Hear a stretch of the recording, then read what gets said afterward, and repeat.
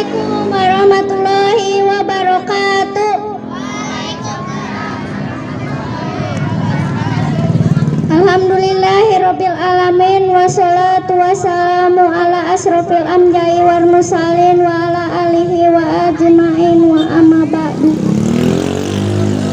Pertama dan yang paling utama, marilah kita memanjatkan puji syukur kehadirat Allah Subhanahu wa taala yang selalu melimpahkan taufik dan hidayahnya kepada kita. Salawat dan salam semoga senantiasa tercurah pada junjungan kita Nabi Muhammad SAW. Pada kesempatan yang berbahagia ini, perkenankan penyampaian kultum dengan judul Jalan Menuju Bahagia. Setiap manusia menginginkan hidup bahagia, betul nggak? Termasuk kita juga ingin hidup bahagia, tentram dan damai. Pernyataannya kita adalah bagaimana resep agama Islam agar kita hidup bahagia. Mari kita pelajari bersama-sama. Teman-teman sekalian, setiap hari kita berdoa.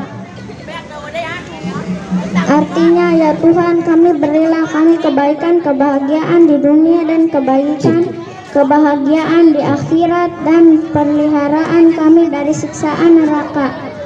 Namun apakah kita sudah merasakan bahagia, merasa senang, merasa tentram? Ternyata kebanyakan. Namun apakah kita sudah belum? Kenapa demikian? Ternyata karena kita tidak memakai resep Allah dalam meraih bahagia. Sahabat-sahabatku sekalian, di antara jalan menuju bahagia adalah sebagai berikut: selalu berzikir, mengingat Allah. Allah berfirman dalam Al-Quran surat ke-13 Ar-Ra'd ayat 28. Artinya yaitu orang-orang yang berfirman dalam hati mereka menjadi tentram dengan mengingat Allah. Ingatlah, hanya dengan mengingati Allah lah hati menjadi tentram. Ar-Ra'd ayat 28. Marilah kita biasakan mengingat Allah di mana saja, kapan saja, dalam situasi bagaimanapun juga. Misalnya mau tidur ingat Allah, mau makan ingat Allah, mau berpergian ingat Allah, mau setelah tidur, setelah makan, setelah bepergian juga ingat Allah. Pokoknya kita harus selalu mudah mengingat Allah. Yang kita ingat jangan pacar cewek melulu, bikin pusing ya enggak. Sahabat-sahabatku sekalian, resep berikutnya agar hati kita tentram bahagia adalah rajin berdoa kepada Allah Subhanahu wa taala. Allah berfirman dalam Al-Quran surat yang ke-40 Al-Mu'min ayat 50.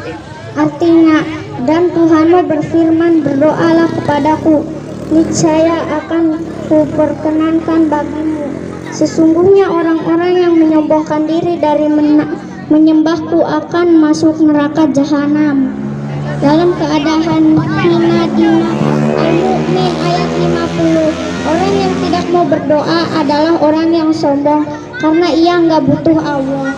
Orang yang rajin berdoa berarti ia mengharapkan hidup bahagia. Maka marilah kita rajin berdoa agar hati kita tentram. Sahabat-sahabatku sekalian, berikutnya agar hati kita tentram bahagia adalah kapan saja insya Allah bersambung lagi ya cendrawasih burung iringan. Terima kasih atas segala perhatiannya. Wassalamualaikum warahmatullahi wabarakatuh. Tepuk tangan untuk Putri Tasya membawakan tema untuk selalu mengingat Allah. Ingat ya. 1, 2, 3. Assalamualaikum warahmatullahi wabarakatuh.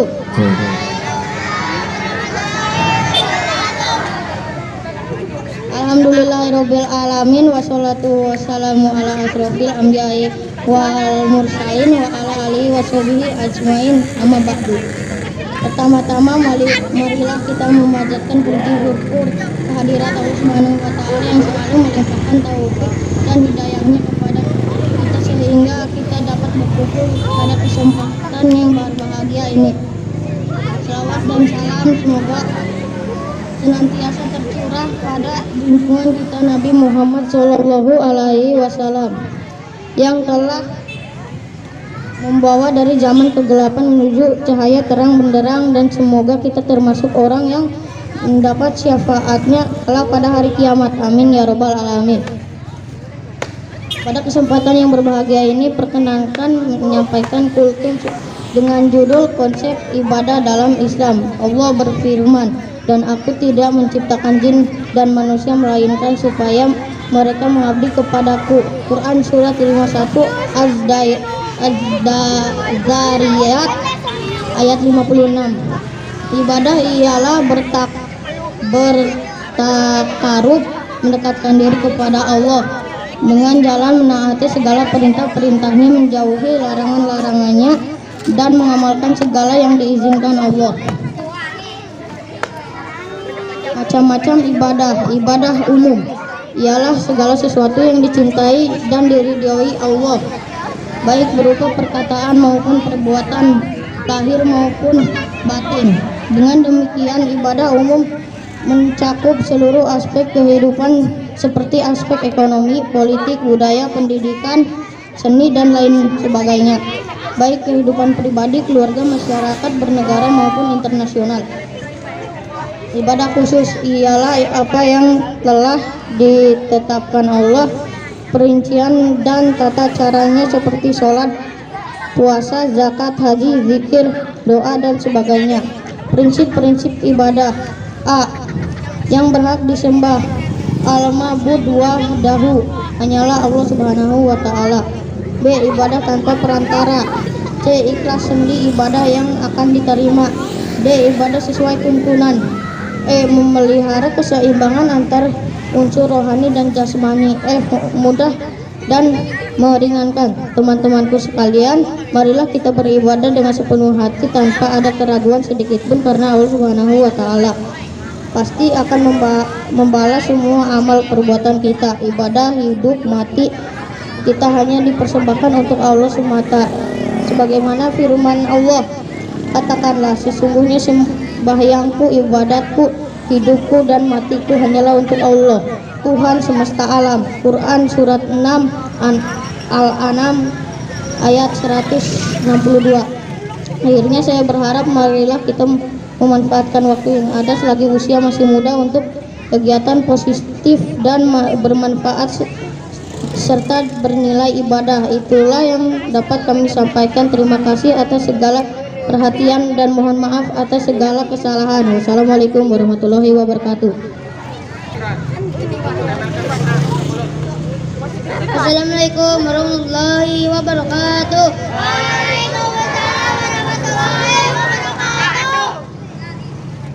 Alhamdulillahirrahmanirrahim. Wassalatu wassalamu ala asrofil anbiya'i wal mursalin wa ala alihi wa sahbihi ajma'in.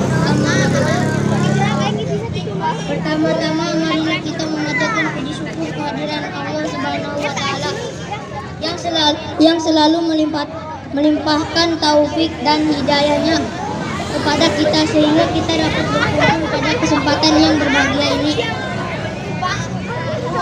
Salawat dan salam semoga senantiasa tercurah pada junjungan kita Nabi Muhammad Shallallahu Alaihi Wasallam yang telah membawa dari zaman kegelapan menuju cahaya terang benderang, dan semoga kita termasuk orang yang mendapatkan syafaatnya kelak pada hari kiamat. Amin ya robbal alamin.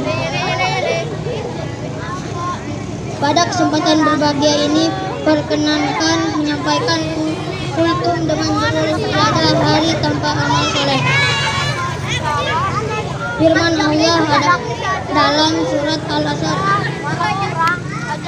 wal asri innal insana lafi khusrin alladzina amanu wa amilus solihati wa tawasaw bil haqqi wa tawasaw bis sabar. Artinya, demi masa sesungguhnya manusia itu benar-benar dalam kerugian, kecuali orang-orang yang beriman dan mengerjakan amal soleh dan menasihati supaya menaati kebenaran dan menasihati supaya menetapi kesabaran. Teman-temanku sekalian, waktu ibadat yang waktu ibarat pedang yang dapat menebas musuh, namun dapat pula melukai diri sendiri. Tergantung bagaimana kita memakai dan memanfaatkan. Disinilah pentingnya memanfaatkan waktu. Pada menegaskan bahwa semua orang akan merugi kecuali yang dapat memanfaatkan waktu dengan sebaik-baiknya. Mereka yaitu: pertama, orang yang beriman. Alladzina amanu. Sudahkah kita beriman dengan benar? Mari kita pupuk, pelihara, kita jaga iman yang telah menancap dalam diri kita. Jangan sampai berkurang apalagi hilang. Kedua, orang yang beramal soleh. Wa'amilus sholihat, yaitu mereka yang mau beramal soleh. Amal soleh yaitu amal yang dilakukan semata-mata hanya mencari ridha Allah. Ketiga, saling menasihati dan dalam kebenaran dan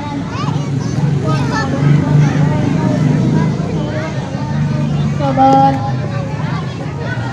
Ini menjadi tugas kita bersama-sama untuk saling mengingatkan, mengarahkan ke jalan kebaikan dan mencegah dari kemungkaran. Mari kita biasakan dalam hidup keseharian. Akhirnya saya berharap marilah kita memanfaatkan waktu yang ada selagi usia masih muda untuk kegiatan positif dan bermanfaat. Itulah yang dapat saya sampaikan. Terima kasih atas segala perhatian dan mohon maaf atas segala kesalahan.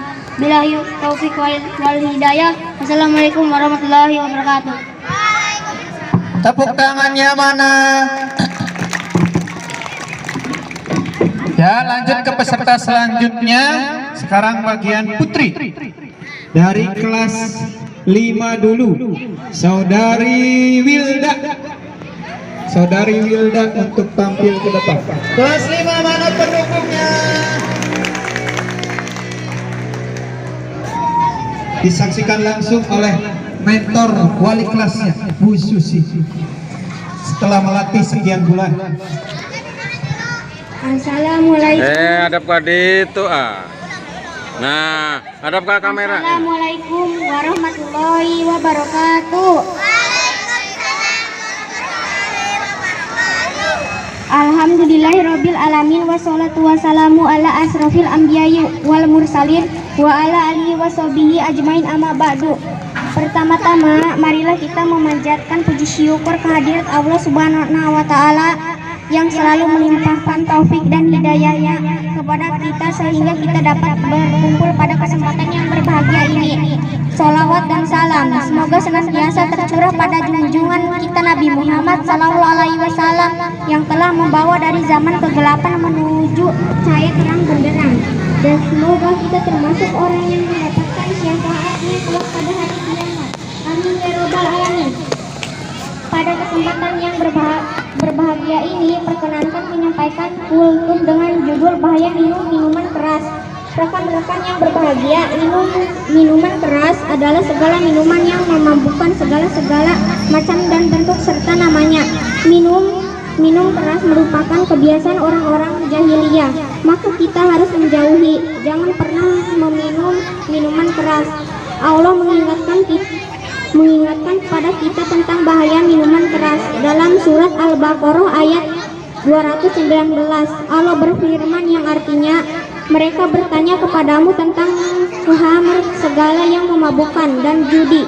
Katakanlah, pada keduanya terdapat dosa yang besar, beberapa manfaat bagi manusia, tetapi dosa keduanya lebih besar dari manfaatnya. Orang yang mabuk atau minum minuman keras khamr tidak boleh mendekati sholat. Allah mengingatkan kita dalam surat An-Nas ayat 43. Hai orang-orang yang beriman, janganlah kamu sholat sedang kamu dalam keadaan mabuk, sehingga kamu mengerti apa yang kamu ucapkan. Lebih keras lagi Allah mengingatkan bahwa minuman keras adalah najis atau perbuatan setan.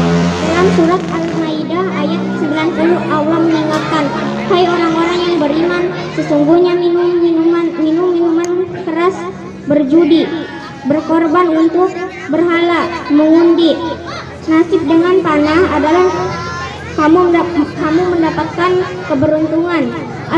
Al-Maidah ayat 90. Karena dampaknya sangat besar, Allah mengingatkan agar menjauhi minuman keras. Dalam Al-Quran surat Al-Maidah ayat 91 Allah menjelaskan bahwa minuman keras menimbulkan kebencian dan menghalangi orang untuk sholat. Sesungguhnya setan itu bermaksud hendak menimbulkan permusuhan dan kebencian di antara kamu lantaran meminum khamr dan berjudi itu, dan menghalangi kamu dari mengingatkan Allah dan sembahyang. Maka berhentilah kamu dari mengerjakan pekerjaan itu. Dampak lain minuman keras antara lain adalah 1. Merusak akal pikiran, 2. Merusak fisik, 3. Merusak ekonomi, 4. Menimbulkan permusuhan, 5. Haram dosa dan masuk neraka, 6. Dan dampak lain yang luar biasa. Na'udzubillah min zalik. Nabi mengingatkan kultum musyrikin haramun, artinya setiap yang memabukkan adalah haram. Hadis riwayat Muslim. Pesan Nabi sallallahu alaihi wasallam, ma'as koro katsiruhu fakliluhu haramun. Artinya apa yang membanyakan memabukkan maka setidaknya juga haram. Hadis riwayat Nais dan Abu Dawud. Artinya, saya berharap marilah kita menjauhi minuman keras. Saya ngotodru. Itulah yang dapat kami sampaikan. Terima kasih segala perhatian dan mohon maaf atas kesalahan. Wassalamualaikum warahmatullahi wabarakatuh. Assalamualaikum warahmatullahi wabarakatuh. Alhamdulillah alamin, wassalatu wassalamu ala asrofil anbiya'i wal mursalin wa ala alihi washabihi asma'in, amma ba'du. Pertama-tama marilah kita memanjatkan puji syukur kehadirat Allah SWT yang selalu melimpahkan taufik dan hidayahnya kepada kita sehingga kita dapat berkumpul pada hari ini. Salawat dan salam semoga senantiasa tercurah pada junjungan kita Nabi Muhammad SAW yang telah membawa dari zaman kegelapan menuju cahaya terang benderang. Bapak Ibu yang saya hormati serta rekan-rekan yang berbahagia, pada kesempatan yang berbahagia ini perkenalkan menyampaikan kultum dengan judul mengendalikan hawa nafsu. Setiap manusia diberi anugerah hawa nafsu. Nafsu itu dorongan kuat yang timbul untuk berbuat atau melakukan sesuatu yang rangka memenuhi kebutuhannya. Misalnya nafsu marah, nafsu makan, nafsu kekuasaan, dan nafsu seks. Nafsu dapat memuliakan manusia, namun juga dapat merendahkan manusia tergantung bagaimana menyalurkannya, karena nafsu cenderung berbuat jahat, maksiat. Maka Allah mengingatkan kepada kita dalam surat Yusuf ayat 53 yang berbunyi, Innan nafsa la'ammaratu bisu'i illa ma rahima rabbi inna rabbi ghafurur rahim. Artinya, sesungguhnya nafsu itu selalu menyuruh kepada kejahatan kecuali nafsu yang diberi rahmat oleh Tuhanku. Sesungguhnya Tuhanku Maha Pengampun lagi Maha Penyayang. Teman-temanku sekalian, memuliakan Allah di atas mengingatkan kepada kita agar kita selalu waspada terhadap hawa nafsu kita sendiri, karena nafsu cenderung jahat buruk dan maksiat. Maka kita harus mengendalikannya, yaitu dengan mengendalikan hawa nafsu Allah dan petunjuk dari banyak Allah. Nafsu ibarat kuda liar yang sulit dikendalikan. Jika tak terkendali maka akan merusak apa saja, dan kawin dengan siapa saja. Namun jika dikendalikan maka akan bermanfaat bagi siapa saja. Itulah daripada nafsu yang mengganggu. Teman-temanku sekalian dimuliakan Allah, mari kita berusaha mengendalikan hawa nafsu antara lain dengan cara pertama, memanfaatkan memuaskan nafsu untuk kebaikan karena dapat nafsu keluar kita dengan semangat maju dan punya gairah dan menang hidup. Kedua, menuntut nafsu dengan bimbingan agama agar diperoleh ketentraman tanpa bimbingan agama Ketiga, selalu mendekatkan diri kepada Allah agar nafsu kita benar-benar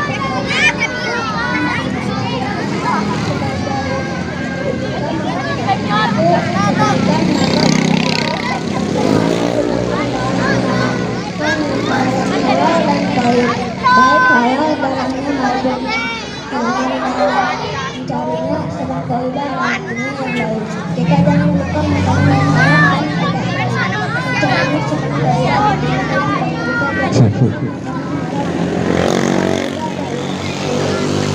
nafsu adalah kita tidak boleh marah semuanya, apalagi sampai berkata kotor. Na'udzubillah, kita marah jika melihat kebenaran wajah dosa mencegahnya. Tuhan Yang Maha Esa yang selalu menitipkan taufik dan hidayahnya kepada kita sehingga kita dapat bertemu pada tempat ini. Salawat dan salam semoga senantiasa tercurah pada junjungan kita Nabi Muhammad SAW. Bapak guru yang saya hormati, teman-teman yang berbahagia, dan ibadahnya, perkenalkan yang menyampaikan kultur dengan judul menegakkan disiplin. Disiplin menurut Kamus Bahasa Indonesia artinya ketaatan dan kepatuhan pada aturan dan tata tertib. Lihat Kamus Hukum Bahasa Indonesia UU dan Minko halaman 266. Dengan demikian disiplin berarti kemampuan menepati aturan dan tata tertib. Disiplin merupakan salah satu proses dan cita-cita suatu pekerjaan akibat jika dilaksanakan dengan sungguh-sungguh dan disiplin, maka akan membuahkan kesuksesan. Sebagai insan beriman, kita juga harus disiplin mematuhi aturan agama, misalnya disiplin dalam sholat, disiplin beramal soleh dan ibadah, disiplin mengaji, dan disiplin dalam berbakti kepada kedua orang tua.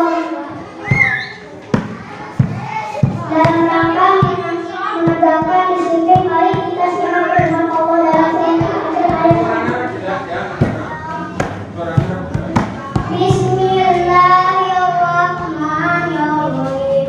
Wal 'asr innal insana lafi khusr illa alladziina aamanu wa 'amilus sholihati wa tawassaw bil haqqi wa tawassaw bil haqqi wa tawassaw bis sabr. Artinya demikian, sesungguhnya manusia itu benar-benar dalam kerugian kecuali orang-orang yang beriman dan mengerjakan amal soleh dan nasihati supaya menaati kebenaran dan nasihati supaya menepati kesabaran yang Al-Quran surat Asr ayat 1-3.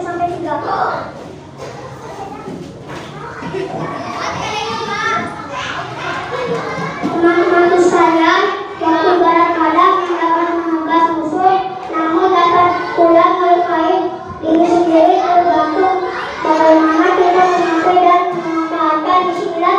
Pentingnya disiplin dan menegakkan waktu. Sebagai seorang pelajaran siswa, kita harus menegakkan disiplin, karena dengan akan membuat baik bagi diri sendiri maupun orang lain. Misalnya menegakkan disiplin belajar, disiplin memakai seragam, dan disiplin tugas-tugas. Bapak Ibu guru yang saya hormati dan teman-teman yang bercintai, adapun yang pada mengenal disiplin adalah satu, menghemat waktu karena dengan disiplin kita tidak menunda pekerjaan. Dua, membuat hati karena dengan disiplin kita akan tepat waktu sehingga hati menjadi tenang karena pekerjaan selesai pada waktunya. Tiga, disukai teman-teman dan guru. Kalau kita disiplin, maka akan teman-teman terutama disukai cewek-cewek karena kita mematuhi aturan. Bapak Ibu guru juga sangat menyayangi kepada siswa yang disiplin. Empat, dicintai Allah Subhanahu wa Ta'ala karena kita taat dan tepat waktu dalam mengerjakan ibadah, maka Allah akan sayang kepada kita sehingga jalan kesuksesan yang baik terbuka lebar. Misalnya kita tepat waktu dalam sholat, ngaji, puasa di bulan Ramadan dan lain-lain.